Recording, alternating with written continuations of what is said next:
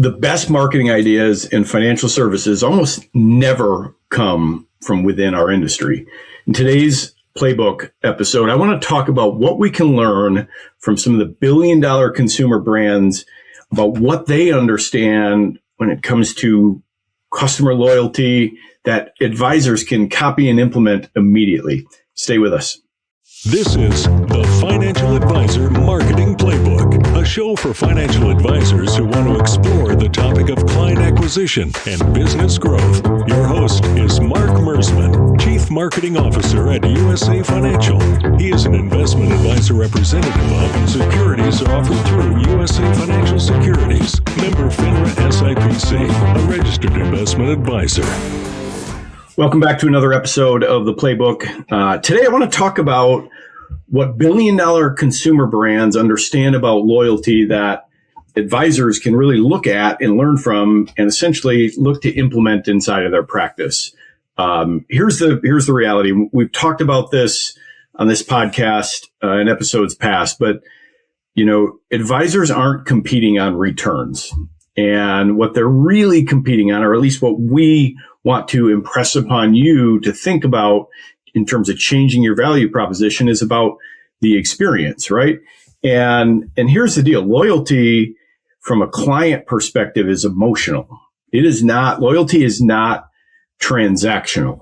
And, the most valuable advisor-client relationships that exist out there feel belonging based and not service based. And for some of you, that might hit you and you might strike you and say, oh, that's a different way of thinking about it. But the reality is that great brands don't sell products. They create identity, they create simplicity, and they create community. And I want to go through and talk about 5 different companies out there, all of which you've heard of, and talk about something that they do inside of their business with their customer and client base that really elevates them and creates kind of a different experience. And the first is Peloton.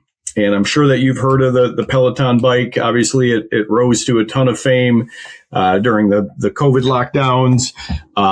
But what Peloton does is, obviously, yes, they sell fitness, but they deliver belonging. And so when you think about what they're doing, obviously their core product is a bike, but really what they are trying to sell and what their business model is based off of is that monthly subscription where you are buying into a community. And, for the most part, their client retention, why clients and their customers don't leave is because they're a part of something. The other thing that they've done really interesting is that leveraging these coaches, they're putting personality out there, and coaches feel personal. They feel like you have a personal connection with them. The other thing that Peloton does that's kind of unique is they leverage the leaderboard concept, and leaderboards create a shared experience and this sense of group belonging. And, it feels a little bit of that competitive fire, but at the end of the day, it's really about the community piece of it. So here's the deal. Social identity, people stay where they feel connected. And the truth is accountability and community essentially reduce churn, reduce client loss. And so what we can do from an advisor perspective when we think about this is really lean into some client only events, whether they're educational or social. Your job as an advisor, especially if you're working in a local community, this obviously gets more difficult if you're completely virtual based with your practice. But if you have clients that are all local or somewhat local to you, run some client events, try to build some annual traditions. So whether that's an annual holiday party or a summer barbecue or something that is consistent that your client base can continue to look forward to, because really what you're trying to accomplish is you want your clients to look forward to coming to your next event because they're going to see Joe and Sally that they spent time with and really enjoyed that time at the last event. So the more you can foster that community. And one little tip to think about, I might consider changing how you talk about your clients, especially to them and to prospective clients. Use the term our community rather than our clients. Or maybe you're going to pick a different term, our tribe, or something to that effect, but something, and if you have a catchy brand that you can kind of tie in where you leverage or use your brand as a part of that community of people somehow, really kind of a cool way for them to look at themselves and feel a sense of community and belonging. So that's one thing, one little lesson to take from Peloton.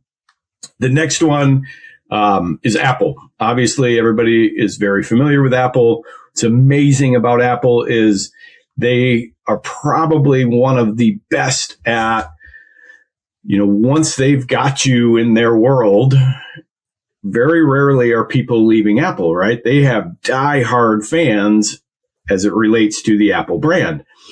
What Apple does really well is radical simplicity with their messaging and with their design. Even just the clean simplicity of their boxes and how they package their product. They also try to reduce choices. And we talked a little about that in a past episode, the danger of giving somebody too much choice. They try to minimize the amount of choices that their consumers have to make. Clear paths ultimately lead to a predictable experience. Choice overload, again, we talked about this. It really kills confidence, and simplicity signals competence. So be thinking about that. Now, how can we, as in the financial advice space, translate that and use that messaging or that lesson into our practice? Well, think about what your process is. As you're articulating the process to your existing clients and prospective clients, how simple is it? How many steps are there? If it feels complicated, you're going to get the resistance. We want to have one clear onboarding path. The more that you create all of these one-offs inside of your business, number one, your team is going to obviously not care for all the one-offs and the exceptions that need to be made, but your clients will also then appreciate that, hey, this is how business is done. Here's the onboarding path. They can understand it because every time it's the same. So if they make an introduction to somebody, they can confidently say to that person, here was the experience. I'm sure you're going to have the exact same one. And the other thing is if you offer service packages, whether you charge a fee for your time, think about bundling them differently so that you don't have as many choices for a consumer to make. So simple, a very easy lesson to take away, but radical simplicity is kind of the big win that we get from Apple. The next one is Airbnb. Airbnb is kind of an interesting case study. The truth is they don't even sell lodging, right? I mean, we think about them competing against hotels. They are trying to do the exact opposite messaging of what a hotel brand might do. They're trying to create a sense of feeling like you belong. One of the ways that they do this is they humanize their hosts.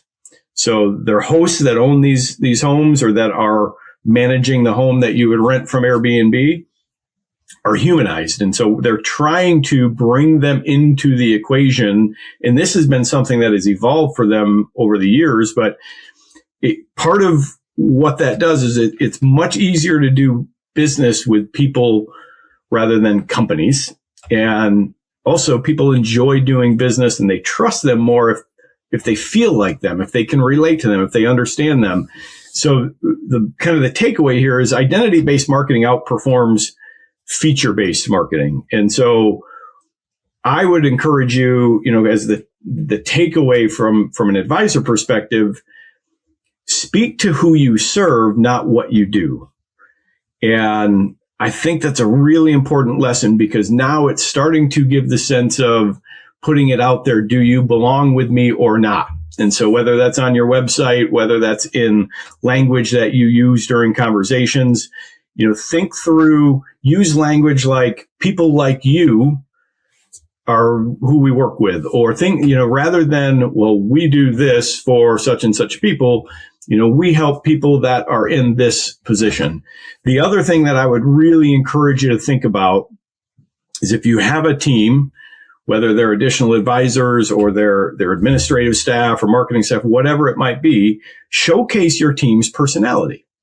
I think a lot of times we're scared to put our personality out there for whatever reason. Some of it's done just because people don't, you may not enjoy jumping on a video or writing blog posts or creating social media content. But I think the more that you can find ways to showcase the people that make things happen inside of your business and the people that your clients and prospective clients are going to work with every day, the more we can demonstrate who they are, who their personalities are, the things that they enjoy, it endears people and creates that sense of belonging. So, the simple message here is that we work with people who want clarity, not complexity.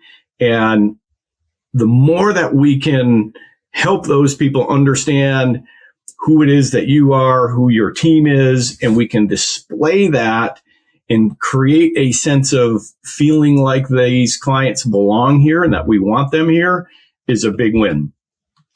The next one that I want to talk about is Disney. We could do a million podcast episodes on some of the things that Disney does well from an experience standpoint. Probably the big takeaway from Disney is they have such an obsessive attention to experience design.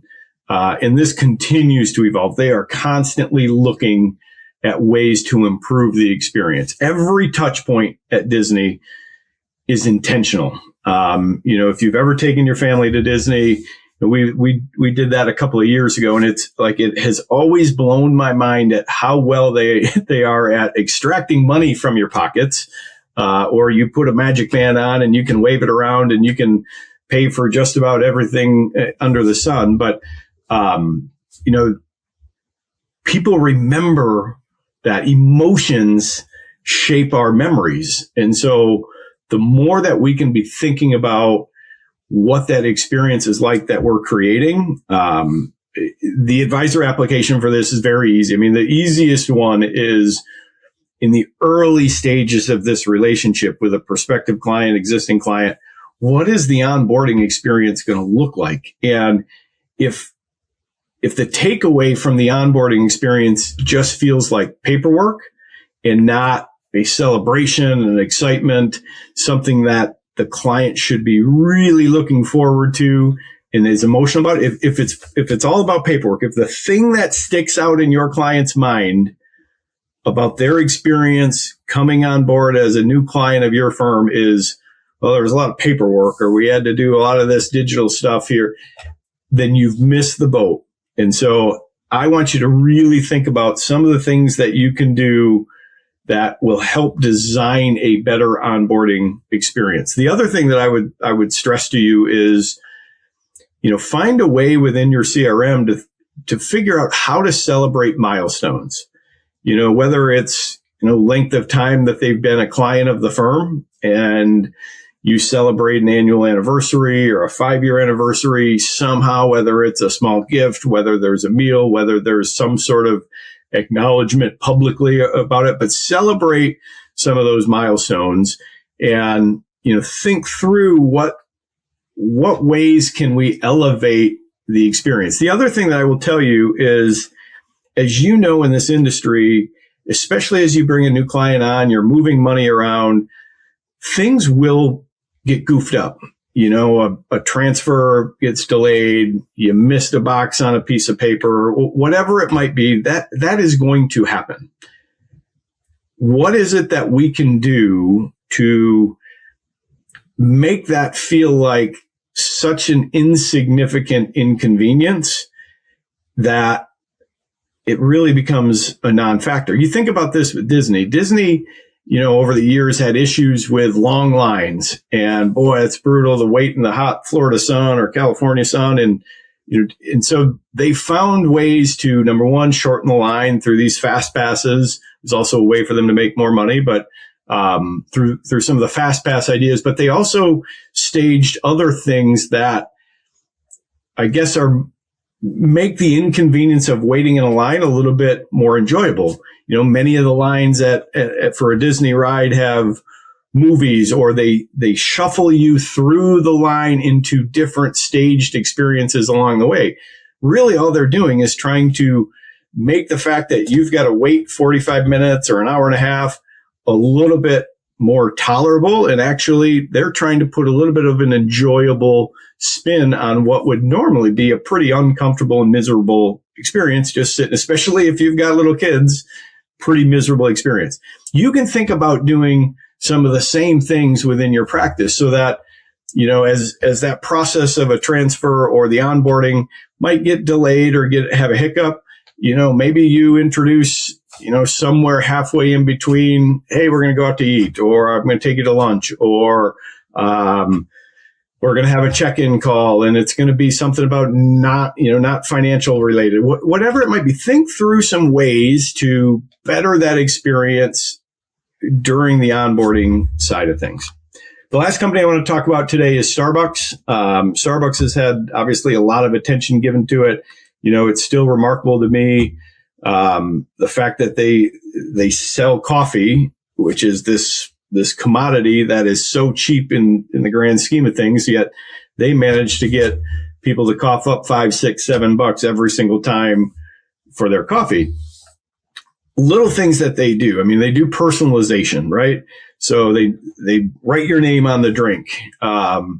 They understand your routine. A lot of people are so routine with the time, the days that they are going to get in their coffee. So the convenience of their process, and then the personalization, they make the app, they make the process very easy and convenient. That forces a habit, and that forces people to want to continue to come back. And that familiarity builds comfort, and comfort builds loyalty. So, think through what the advisor application is here. So things like tracking your client's preferences, knowing about life events and being proactive as it relates to some of their life events, whether it's congratulations or condolences that need to be given.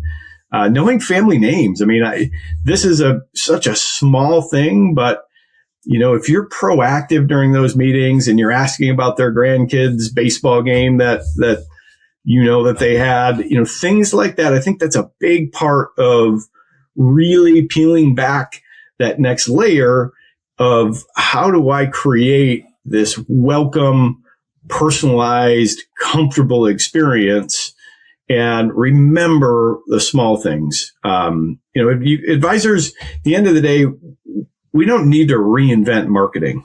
I would encourage you to think through borrowing from the best, looking at the things, as you go to a business, and if you see things that they do well, or you question, wow, why do they get so many customers coming back and back?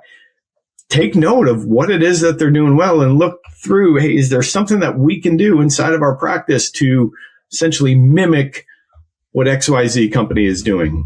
Here's the deal, and I'll sign off with this. Loyalty is not built in spreadsheets. Loyalty from your clients is built in moments. Have a great one. Take care. This information is for licensed financial professionals only and is not intended for use in soliciting sales from the public. The views expressed represent the opinions of the presenter or their featured guest, not necessarily those of USA Financial or its affiliated subsidiaries. Industry references are generic and are not intended to represent actions or beliefs of any individual or entity. Content is only presented to illustrate general principles, beliefs, or ideas and should not be construed as legal or regulatory advice. Trademark and copyright protected. USA Financial and Affiliates.